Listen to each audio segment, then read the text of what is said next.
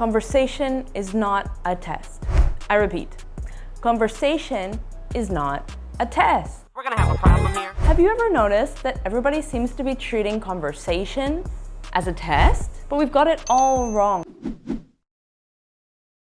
Conversation is not the test to see how well you're doing with your Spanish. It is actually the way that we should be learning Spanish. So if you're spending most of your time studying and learning the language, but not actually speaking it, to sort of work up, to build up to that moment when you go out and you converse and you put it into action and you apply it, then listen up. We need to change some things here in your learning routine. Of course, studying, listening, learning new words, all of these things on your own are great, but if conversation is your end goal, then you need to be conversing most of the time. And whatever you do, do not treat conversation as a test, please. Because what happens when you do that is you put way too much pressure on the conversation, you feel like you need to perform. And when you don't, or when you make a mistake, you start taking off points as if it were an exam, and you start criticizing yourself and thinking, okay, I'm not ready for this, or, I'm not doing as well as I should. Let's go back to the books and keep studying.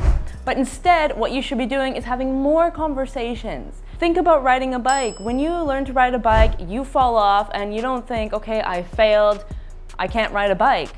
You know this is part of the learning process. And it's the same thing with learning a language. Conversation, using the language, interacting with people verbally is the whole point of languages to begin with. So stop treating it like a pass or fail situation, because it's not. Go out there, get into conversations, have fun with it, enjoy it. Know that even if you're making mistakes, even if you're not understanding everything, your subconscious mind is internalizing everything that's going on and you are learning. So jump back up on that bike and keep learning.